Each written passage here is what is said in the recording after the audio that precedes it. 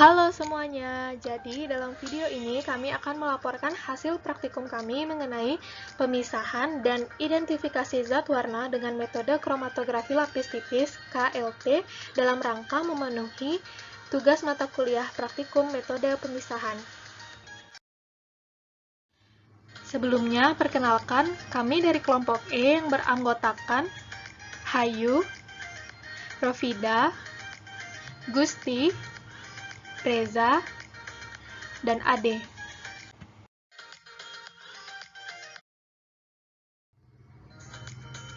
Adapun tujuan dilakukannya praktikum ini yang pertama, menerapkan teknik analisis zat warna dengan metode kromatografi lapis tipis (KLT). Yang kedua, menentukan harga RF atau retention factor komponen dalam sampel. Dan yang ketiga, membandingkan harga RF komponen dalam sampel dengan harga RF zat pewarna standar, dalam hal ini alizarin red.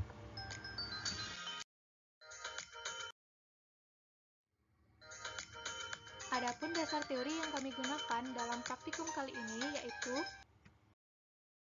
kromatografi lapis tipis (KLT) merupakan salah satu metode pemisahan suatu campuran yang terjadi karena adanya distribusi dua atau lebih zat antara fase diam dengan fase geraknya, yang mana prinsip pengukuran dengan KLT ini didasarkan pada perbedaan kepolaran antara sampel dengan pelarut yang digunakan. Adapun fase diam dari KLT ini biasanya berupa lapis tipis dari suatu adsorben, bisa silika gel atau alumina yang dilekatkan pada suatu plat, sedangkan fase geraknya yaitu cairan yang dikembangkan dengan menggerakkan sampel dari bawah ke atas sampai di titik batas atas.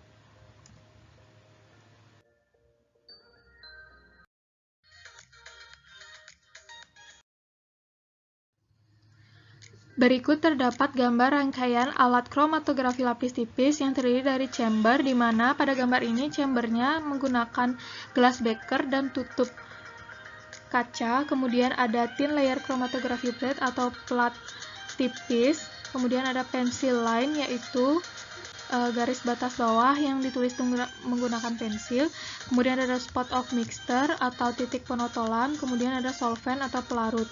Terlihat titik penotolan tidak terendam pada pelarut karena jika terendam akan menimbulkan gangguan pada elusi. Kemudian garis batas bawahnya digunakan pencil line atau pensil karena jika menggunakan alat lain seperti spidol atau pulpen akan menimbulkan kontaminasi pada platnya. Dalam kromatografi lapis tipis (KLT) terdapat istilah RF atau retention factor, yaitu ukuran seberapa kuat fase diam untuk menahan analit, di mana harga RF ini beragam mulai dari 0 sampai 1. Harga RF dapat dihitung dengan persamaan RF sama dengan jarak pergerakan komponen dibagi dengan jarak pergerakan pelarut. Pada gambar terlihat harga RF sama dengan B per A. Jadi B merupakan jarak pergerakan komponen, sedangkan A merupakan jarak pergerakan pelarut. Identifikasi suatu komponen dalam kromatografi lapis tipis dapat diketahui dengan membandingkan harga RF-nya dengan harga RF dari suatu senyawa standar.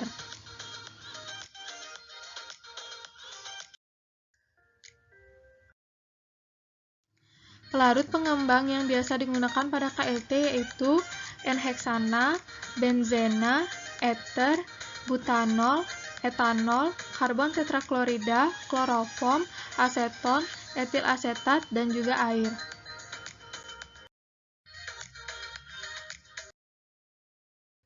Selanjutnya adalah metode percobaan yang terdiri dari alat, bahan, dan cara kerja.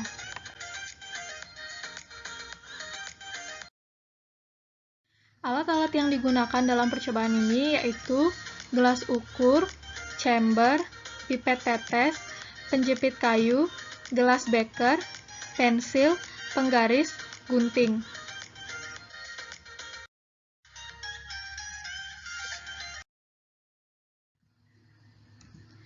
Kemudian sendok kayu, pipa kapiler, botol semprot, dan papan tetes.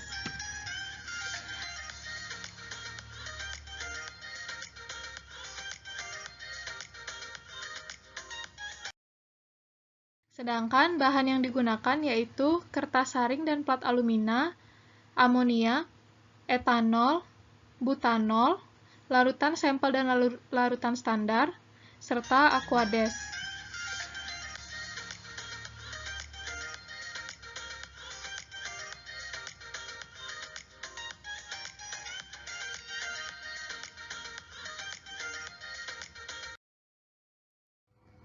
Berikut merupakan cara kerja dari percobaan ini. Dimasukkan ketiga pelarut tersebut ke dalam chamber, kemudian digoyang-goyangkan agar larutan menjadi homogen.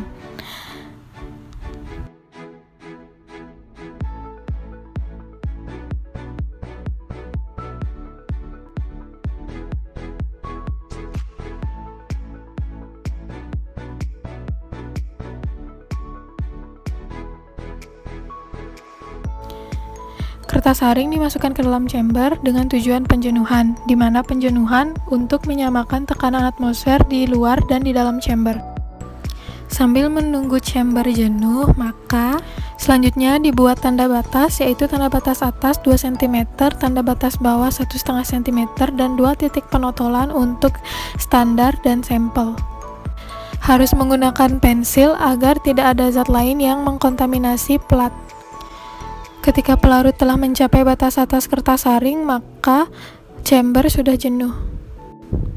Selanjutnya, larutan standar ditotolkan pada titik penotolan A dan larutan sampel ditotolkan pada titik penotolan B dengan menggunakan pipa kapiler. Selanjutnya, kertas saring dikeluarkan dan plat alumina dimasukkan, kemudian proses elusi akan dimulai. Proses elusi selesai ditandai dengan tercapainya pergerakan pelarut mendekati tanda batas atas. Totolannya tidak boleh terendam dalam pelarut karena akan mengganggu proses dari elusi. Hasilnya dapat terlihat komponen warna zat A atau standar dan zat B atau sampel mengalami pelebaran. Plat harus ditunggu hingga benar-benar kering agar dapat terlihat jarak pergerakan komponen warna dan pergerakan pelarutnya. Kemudian, setelah kering ditandai garis batas pergerakan pelarut dan garis batas pergerakan komponen warna, dan dicari juga titik tengah dari garis batas pergerakan komponen warna.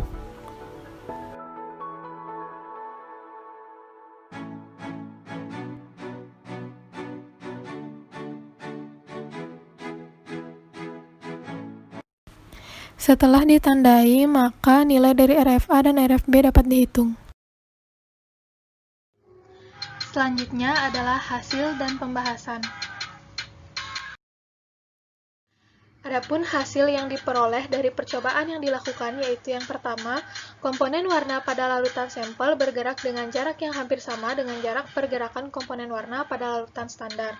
Pada gambar di samping dapat dilihat yang A itu menunjukkan larutan standarnya, sedangkan yang B menunjukkan larutan sampelnya.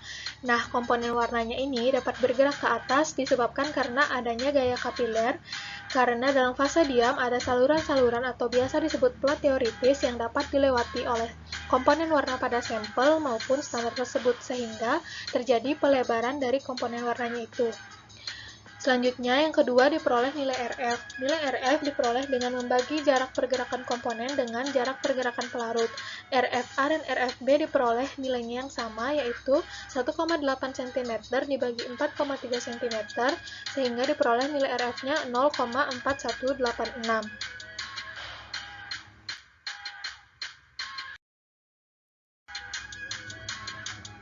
Pada percobaan ini, fase diam yang digunakan adalah plat alumina dan fase geraknya adalah campuran pelarut yaitu etanol, butanol, dan amoniak. Tujuan penggunaan pelarut campur adalah untuk memperoleh pemisahan senyawa yang baik, di mana kombinasi pelarut ini berdasarkan atas polaritas masing-masing pelarut sehingga dengan demikian akan diperoleh sistem pengembang yang cocok. Etanol di sini sebagai pelarut yang lebih polar, butanol di sini sebagai pelarut yang lebih nonpolar karena jumlah C dari butanol lebih banyak daripada jumlah C etanol. Kemudian amoniak sebagai pelarut untuk mengubah solut menjadi bentuk basanya. Nah, dan diperoleh zat warna A standar, dalam hal ini alizarin red, dan B atau sampel melebar bergerak dengan jarak yang hampir sama, sehingga diperoleh nilai RF yang sama yaitu sebesar 0,4186.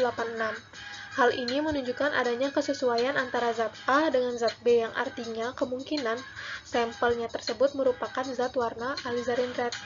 Nah, menurut literatur, alizarin red bersifat polar dan larut dalam etanol.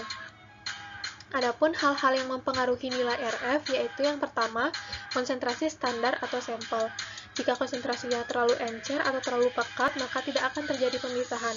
Begitu juga dengan totalan standar atau sampel. Jika totalannya terlalu besar atau terlalu kecil, maka tidak akan terjadi elusi atau pemisahan.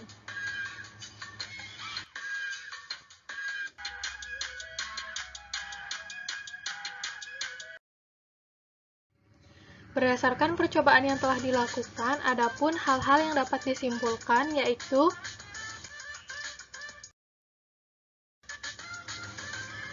yang pertama, analisis zat pewarna dilakukan dengan metode kromatografi lapis tipis KLP di mana fase diamnya adalah plat alumina dan fase geraknya adalah campuran pelarut yaitu etanol, butanol, dan amonia serta dengan zat warna standarnya yaitu alizanin red.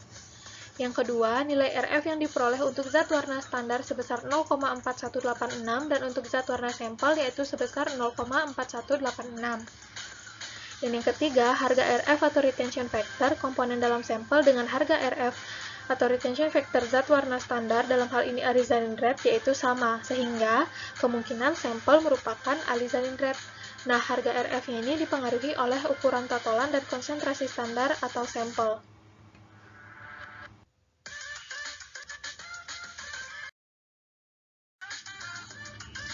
Berikut merupakan referensi yang kami gunakan untuk membuat laporan dalam percobaan ini. Oke,